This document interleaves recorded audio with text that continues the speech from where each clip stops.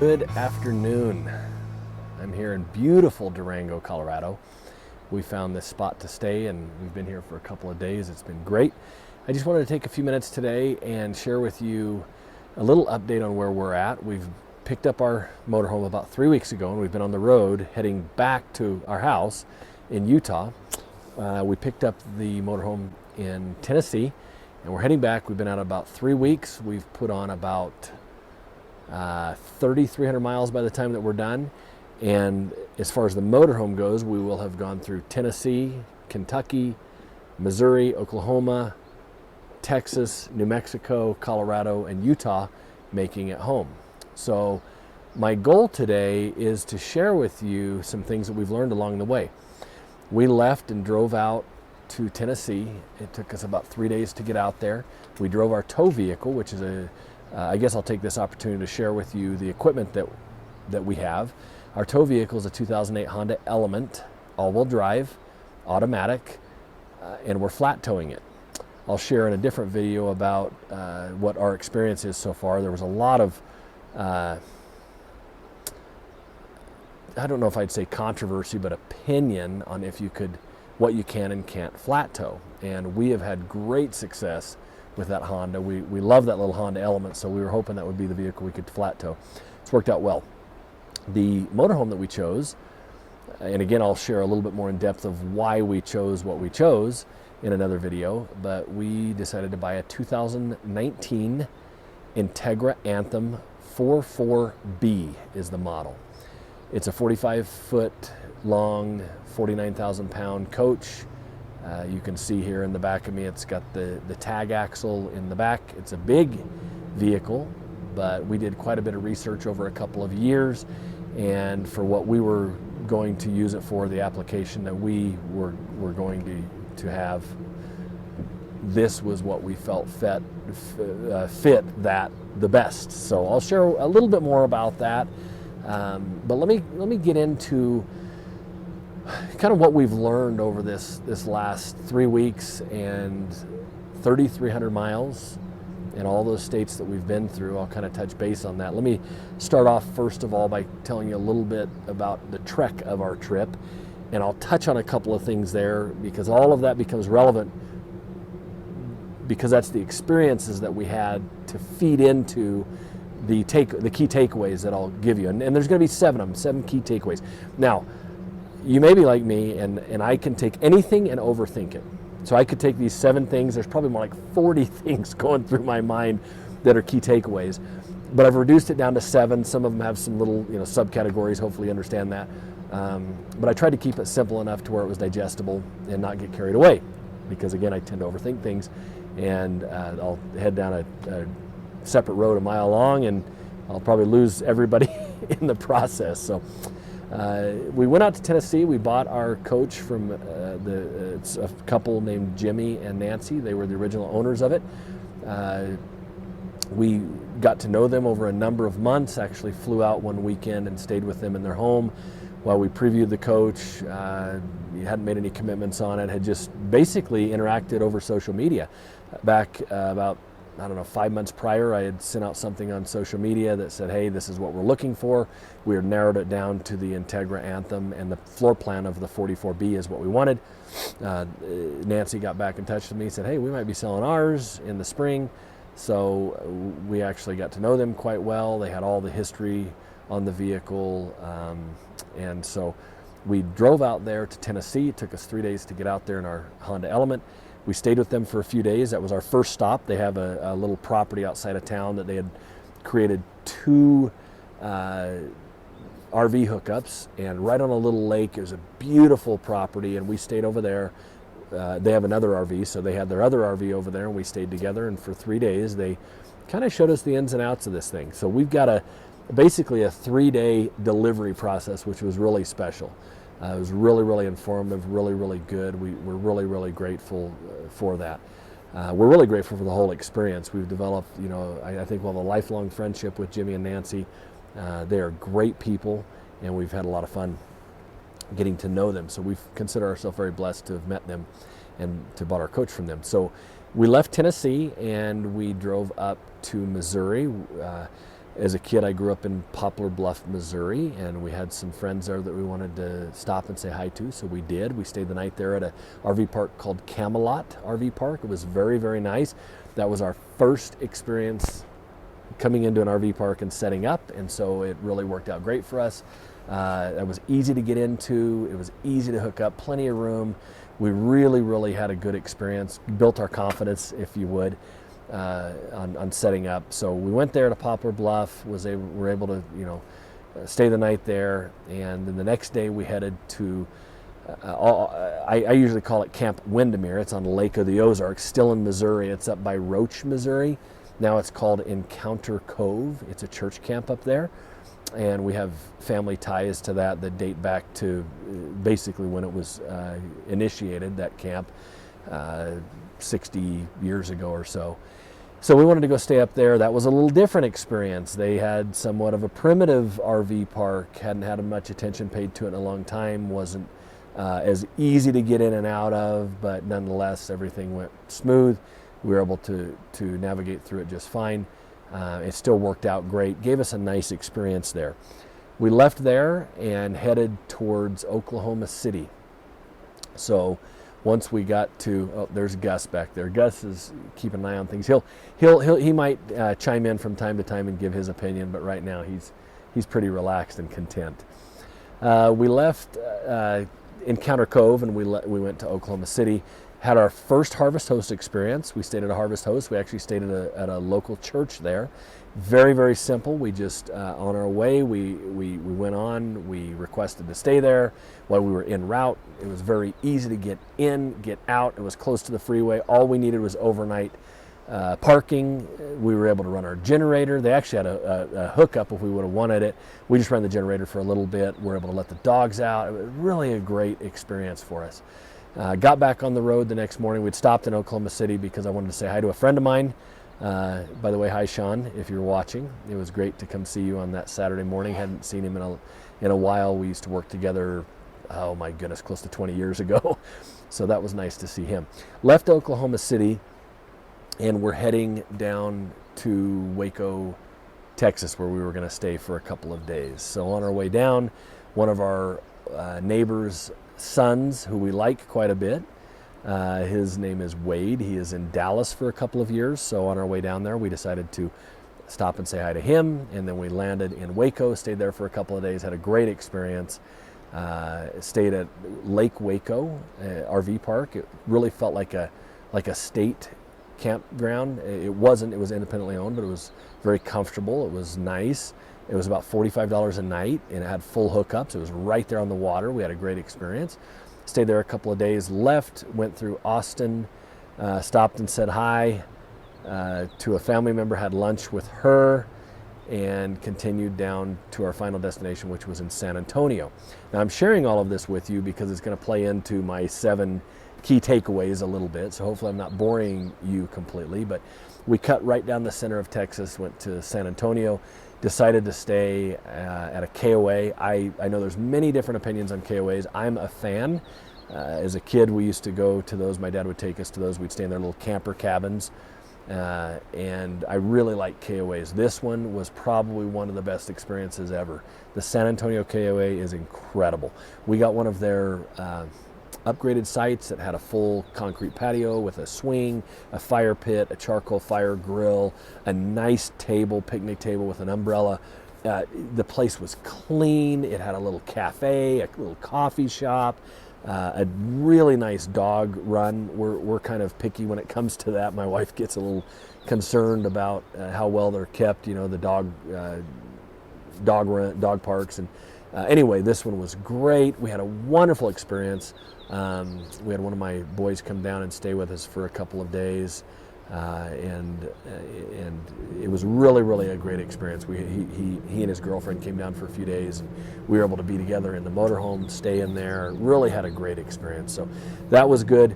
We left San Antonio, and now we're kind of making our trek back to Utah, where we're from. So we left San Antonio on our way to Santa Fe. We stayed in between. There is a place called Pecos, hopefully I'm saying that right, Pecos, Texas. From what we've learned, it's an oil community. We just needed overnight camping. There were no Harvest hosts available. And by the way, when you stay at a Harvest host, you probably know this, they really expect about a $20 donation, either buying their goods or a donation, like at that church we stayed at. We Venmo'd them $20. So it's not that it's free, but it's safe, it's good, you can read good reviews about it, or read accurate reviews. But anyway, we went to Pecos, Texas, and we found a great place. It was called I forget the name of it. It was, I'll add it back in here, but it was TRA, so Tra RV Park or something like that. It is basic. Now, what we liked is it was easy to get to. It was right off the freeway.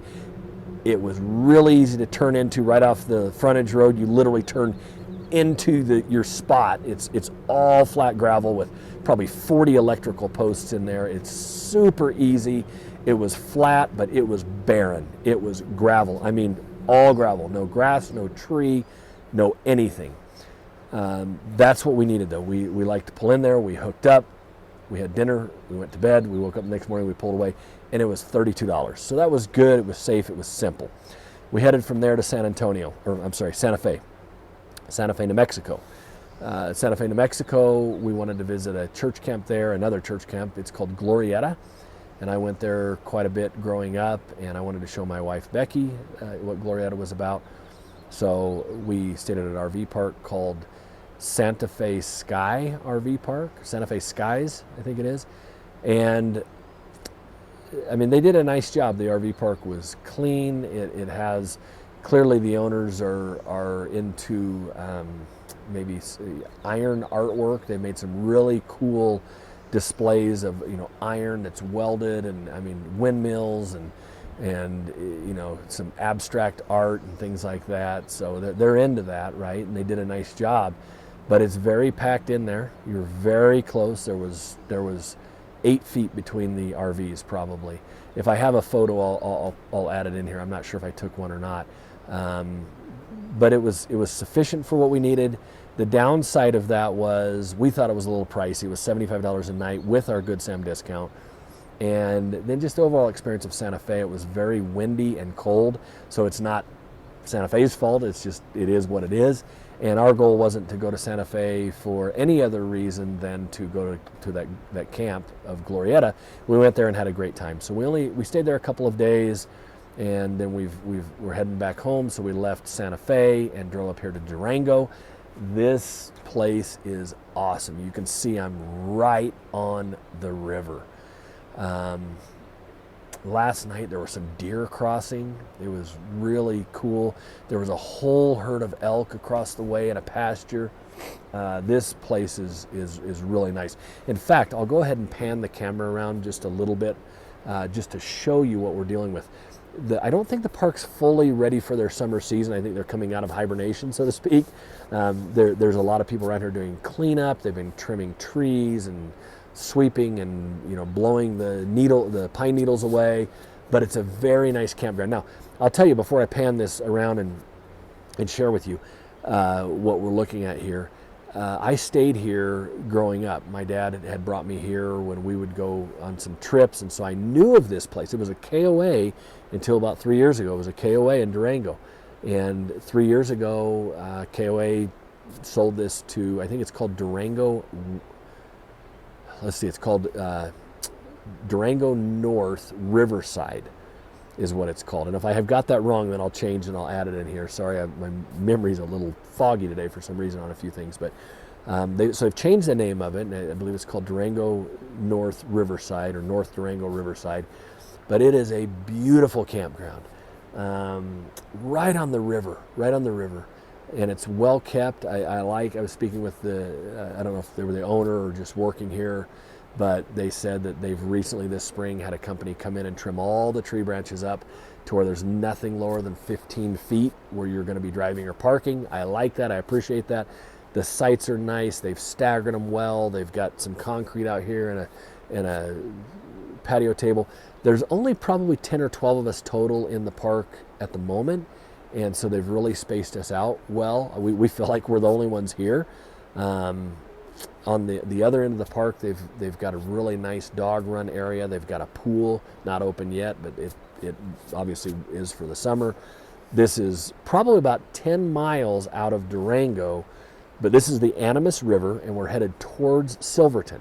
So if you're coming to Durango, you're probably going to want to go experience Silverton and possibly even Ouray. So you're already on your way there. It's just a short ways out of town. I've stayed here quite a few times over the years, and I never mind the drive out of Durango. I like it out here. I'm going to pan this just a little bit here and show you. So we're right on the Animas River, and then if I keep going around, I can kind of show you what we're dealing with in the park here. They've spread us out quite a bit, all of us. So they've got full hookups, 50 amp, cable TV. I'll tell you, they're wireless. They've got wireless, and I guess I'm learning these things as we go, but a lot of these places, when they say free Wi-Fi, you do get very basic free Wi-Fi, and then they want to charge you for anything that's upgraded, and it's $2 or $3 a day. I mean, maybe not a deal breaker, but still, I mean, we're not attached to wireless, can't live without it, but we do like it for if we want to watch TV or operator phones or something like that. But we're learning some things. We have Samsung TVs, and this, we could not get the wireless hooked up for the first day. So we finally, broke down and called their tech support that they give you on their little Steinen sheet to call the internet department or the internet company. And we called them. They said, "Are you using Samsung TVs?" We said, "Yeah, we are." They said, "Well, we have problems getting those hooked up." So we gave them the IP address. They had to do each of our TVs. We've got 3 of them. I know they're like first world problems, right? But to get those hooked up, we did have to call and give them the IP address on all 3 of those. They got them functioning. They're fine now. So anyway, we're in Durango. We're in here for one more night. We've been here since Thursday. It is now Saturday. We came in Thursday afternoon. We'll leave Sunday. We'll head back to Utah. It'll be our final day on the road for a while. But what a great place to stay. So I highly recommend this. Durango Riverside. It's wonderful. Just a few miles out of town, but it's great. So I shared with you the equipment that we're using. I believe I did. We've gone 3,300 miles. We've gone through those 8 states. We're in a 2019 Anthem, Integra Anthem. We're pulling a 2008 Honda Element, all-wheel drive, automatic, flat towing. That's important because we're not using a dolly, and some people say, well, how do you do an automatic, and how do you do it if it's all-wheel drive? I'll do another video on that, but it's worked out wonderful. We'll wind up having about 2,000 miles, a little over 2,000. We've pulled, I guess it'll be 3,300 miles. It'll match the RV. 3,300 miles that we've pulled the Element, and we haven't had any issues yet, so it's worked out great. So here's the takeaways that I want to share today. I've got 7 key takeaways, I would call it. And I'm going to share these. Hopefully they're helpful. I'll try to elaborate a little bit on them. They're not in any particular order. Well, I guess they are in a particular order. They're in the order that came to my mind, but they're not in any order of significance, I would say. These are all just things that have been coming to my mind over the last number of days. And I say that's a pretty important takeaway. Again, this is our first time. For Becky and I probably should have mentioned this up front. This is our first time using this motorhome. It's our first time doing this together. We've never driven anything this big. We've never been out this long. So all of this was new. So we're going to make mistakes along the way. We're going to have some learning lessons along the way. But here's the 7. I'll start with this one. First, I think one thing that we've learned that's a key takeaway is you have to prepare. And I'm not talking prepare heading out with all the stuff that you need. I mean, that's part of it, right?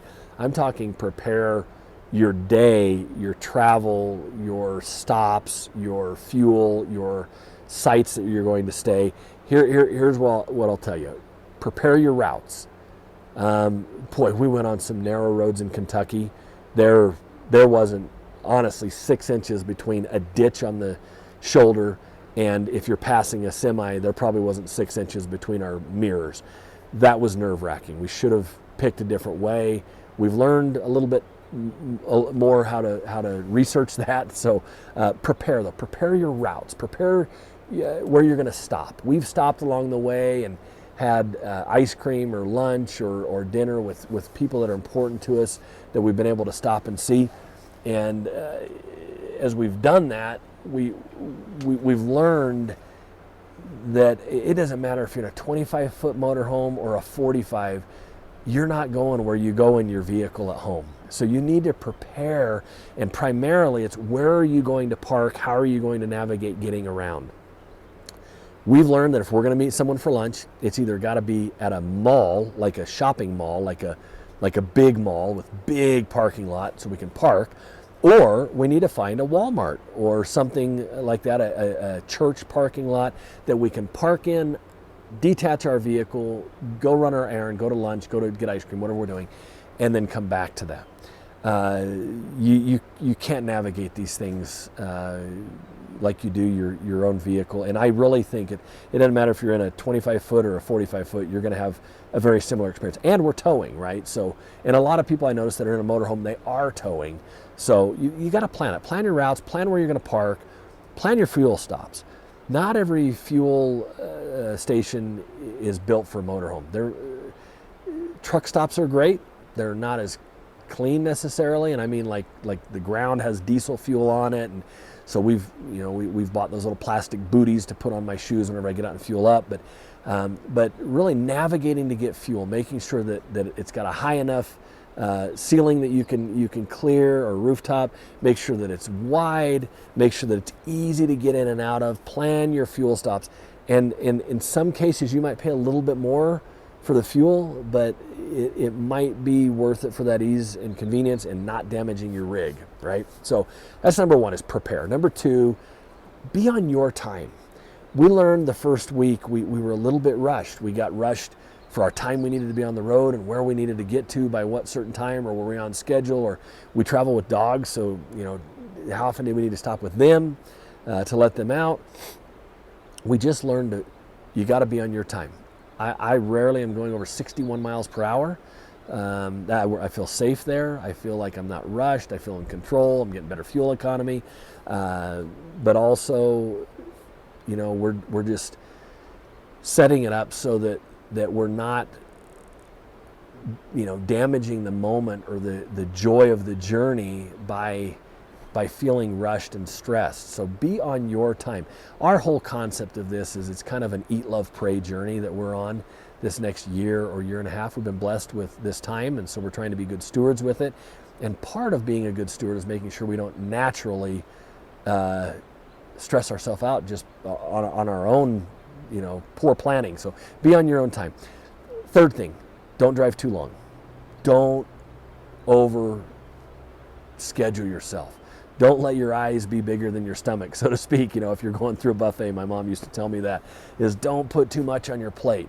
Don't drive too long. I think mistakes happen. I think you get more anxiety and you get tired. Growing up, I snow skied quite a bit, and I remember towards the end of the day, I'd be told by my dad, we need to stop before you get too tired, because that's when you get injured. That's when you make a mistake. And I think the same is true when you're driving. So don't drive too long. We know that our sweet spot is about 350 miles, and that allows us to have a good experience. It allows us to have enough time on the road to see some cool stuff, but we're not frustrated with each other. We get into our next campsite in plenty of time to wind down for the night. We're not driving in the dark, all of those things. Okay, so that's the third thing. The fourth thing, don't trust all the reviews that you read. I try to get on and look at all these reviews, and I'm convinced that there's a lot of people that just won't do a review. They just don't do them. They had a great experience, but they won't do a review, which I think all of us need to do more reviews. I'm guilty of that for sure, of not doing a review. But also, a lot of the times the people that do the reviews just aren't happy people. And we've experienced that. We've read reviews and we didn't think that they were relevant. The places that we stayed, we thought, wow, how did somebody give this place a bad review? Let me give you this one in particular. For this Durango Riverside, there's not many reviews on there. And there's a number of them that aren't good. They didn't like a person they dealt with at some point. Maybe it was, 5 years ago at the front desk. But I think some reviews, you can't trust all the reviews that you read. And for some of us, we need to do better reviews and give really good information, such as how wide the parking spots were. There weren't any low tree branches. It was easy to navigate. It was a great place to walk the dog. There was wildlife. It was clean. You know, whatever the case may be, I think we need to do a better job. But do your due diligence. Also, when you're looking at reviews and places, pull up Google Map or Google Earth and look at the area. Coming back here to this particular spot in Durango, there were many other sites that had more reviews and better reviews. But as we drove by on our way here, we were glad we didn't stay there because they didn't have, it just looked like a parking lot. And that's not what we're into. We want a little bit of character. We want this, right? Not always, but in this experience we did. So I already knew about this campsite from staying here years ago. I knew it probably couldn't change too much. And so we had a little bit of an advantage with that. But, you know, don't trust all the reviews that you read. Fifth thing, this one's been kind of cool for me, and it just kind of hits me from time to time. One of the things I've enjoyed most, a key takeaway in this little journey, there are still great human beings out there. Inevitably, we meet one or more at every place we stop, every park, and instantly you have this bond because you have some things in common, right? But it's just so neat to see the good people that are out there, friendly people that are out living their dream, that are enjoying life. You know, sure, they've got their struggles, I'm sure, and their own story, but they're just nice, approachable, kind people. And that is a really cool part of this experience that we're having, okay? The sixth thing, we're kind of in a shakedown moment of our RV experience here this first 3 weeks. I think that's been key, to have a shakedown period. For us, it's not so much on the vehicle. We were pretty satisfied with, well, we were very satisfied with how we felt the vehicle was. We trusted Jimmy and Nancy that they sold us a good vehicle. They had service records. They had it checked out. So we weren't as concerned about that, like working out the bugs, but we've gotten to know the vehicle. We've gotten to know what we need, what we will need, what we don't think we'll need. We've also gotten to know what we think is going to be necessary to have in the coach, right? But without going out initially and buying all this stuff, thinking we're going to have to have it, we've been able to take 3 weeks and say, okay, we definitely are going to want this. We know we're going to want this. Nah, these things that these other people have, they probably don't apply to us quite, you know, the same. So I think that's important before you go spending all this money and going out there. Take it out for, you know, as long as you can. For us, it happens to be a 3-week drive home. For others, it may be a 3-day weekend. But take it out and shake it down and see what you're going to need to, you know, what's going to be necessary for you. What's going to be, you know, be necessary for you to have the experience that you want, and things that you might not need at all. So, and when you go out and you travel a little bit, you get to talk with other RVers, and they give you great input and great insight. So the last thing I would say, the seventh thing, would be establish your priorities. What I mean by that is plan this around you. Don't try to go be a second-rate version of someone else's dream. Make a first-rate version of what your dream is, and your dream is probably different than what my dream is, and my dream is different than the folks down the way, right? But establish your priorities so that you have a good experience out of this, so that you enjoy it the way that you want to. My wife Becky and I were sitting out here last night, and we were just talking about how it's interesting to watch every person's style, their trailer that they use. The people that were a couple of spots down from us, very nice people from Phoenix. His name's John, and they had a single axle off-road trailer. Very cool. The application would be great for getting back to some of these remote places, and that's exactly what they prefer to do. Down the way here, there's a guy with a 45-foot fifth wheel. That's a lot of trailer to tote around in addition to your truck and everything else. But if that's what you like, then that you're living your dream, right? For us, it was a motorhome, and very specifically this size, not for any other reason than it's what the experience that we wanted. We want something, if we're going to be out on the road a year and a half, we wanted something that felt like we were in a nice apartment. right? Comfortable, some of the amenities from home. And that's what this is giving us. We also wanted something, I think you can see the tag axle. We're towing. We had read a lot of reviews about just stability in high winds and stability on long drives. We're going to put a lot of miles on this thing. We're going to, Lord willing, we'll hit all of the lower 48 in this next 18 months. And so we're going to be on the road a lot. And so it was important to us to have something that was roadworthy. These rigs are built for, you know, million miles, so to speak. They're built, they're heavy duty for what we wanted. Not saying that there's others that aren't built to do that, but for us, this is the application we wanted. My point is, establish your priorities. And again, my priorities are different than what yours might be, or the guy 3 stalls down from us might be. But set them up to have the experience that you want, and make it the best version of your dream and your plan. That's what I would say. So I appreciate you joining me today. Hopefully this is helpful. Hopefully it's insightful on a couple of things. Again, a little bit of our 3-week journey and where we've gone and the miles we've put on and our equipment, our 7 key takeaways, which again, you know, prepare, be on your time, don't drive too long, don't trust all the reviews, and, you know, write good, informative ones. There's still a lot of really good people out there in the world. That is so encouraging to see. It's so fun. It's so uplifting. Have a shakedown period, whether it be 3 days, whether it be 3 weeks, like it is for us.